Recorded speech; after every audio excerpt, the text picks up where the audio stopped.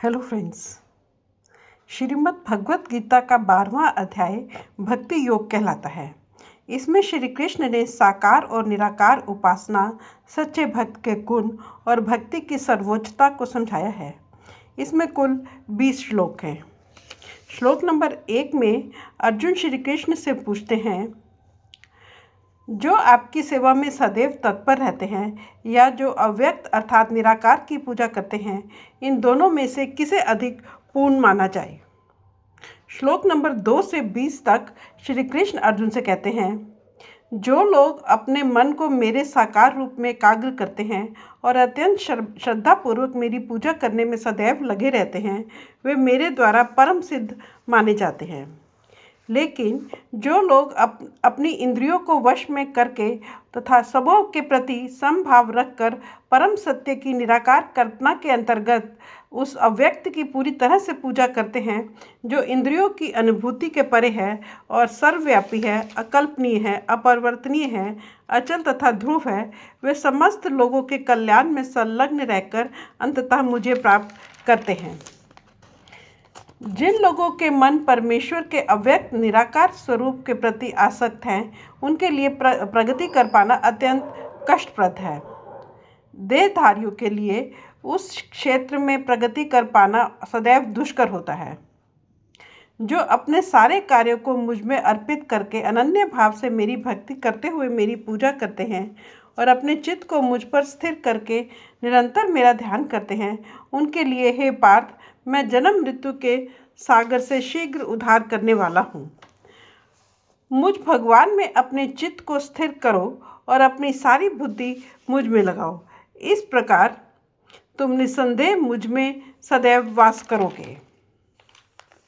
हे धनंजय, यदि तुम अपने चित्त को अविचल भाव से मुझ पर स्थिर नहीं कर सकते, तो तुम भक्ति योग के विधि विधानों का पालन करो। इस प्रकार तुम मुझे प्राप्त करने की चाह उत्पन्न करो। यदि तुम भक्ति योग के विधि विधानों का भी अभ्यास नहीं कर सकते, तो तुम मेरे लिए कर्म करने का प्रयत्न करो, क्योंकि मेरे लिए कर्म करने से तुम पूर्ण सिद्धि को प्राप्त होगे।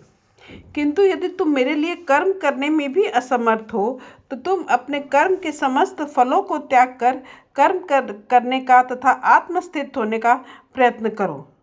यदि तुम यह अभ्यास भी नहीं कर सकते, अर्थात कर्म के फलों का त्याग भी नहीं कर सकते, तो ज्ञान अर्जित करने में लग जाओ। लेकिन ज्ञान से श्रेष्ठ ध्यान है और ध्यान से भी श्रेष्ठ कर्म फलों का त्याग है, क्योंकि त्याग से मनुष्य को मन की शांति प्राप्त हो सकती है। जो किसी से द्वेष नहीं करता, लेकिन सभी जीवों का दयालु मित्र है, जो अपने को स्वामी नहीं मानता और मिथ्या अहंकार से मुक्त है, जो सुख दुख में समभाव रहता है, सहिष्णु है, सदैव संतुष्ट रहता है, आत्मसंयमी है तथा जो निश्चय के साथ मुझ में मन और तथा बुद्धि को स्थिर करके भक्ति में लगा रहता है, ऐसा भक्त मुझे अत्यंत प्रिय है। जिससे किसी को कष्ट नहीं पहुंचता तथा जो अन्य किसी के द्वारा विचलित नहीं किया जाता, जो सुख दुख में भय तथा चिंता में समभाव रहता है, वह मुझे अत्यंत प्रिय है। ऐसा मेरा भक्त जो शुद्ध है, दक्ष है, चिंता रहित है, समस्त कष्टों से रहित है और किसी फल के लिए प्रयत्नशील नहीं रहता, मुझे अति प्रिय है। जो ना कभी हर्षित होता है, ना शोक करता है, जो ना पछताता है, ना इच्छा करता है तथा जो शुभ तथा अशुभ दोनों प्रकार की वस्तुओं का परित्याग कर देता है, ऐसा भक्त मुझे अत्यंत प्रिय है। जो मित्रों तथा शत्रुओं के लिए समान है, जो मान तथा अपमान, सर्दी तथा गर्मी, सुख तथा दुख, यश तथा अपयश में समभाव रखता है, जो सब तरह के संगीत से सदैव मुक्त रहता है, जो सदैव मौन और किसी भी वस्तु से संतुष्ट रहता है, जो किसी प्रकार के घर बार की परवाह नहीं करता, जो मन में दृढ़ है और जो भक्ति में संलग्न है, ऐसा पुरुष मुझे अत्यंत प्रिय है।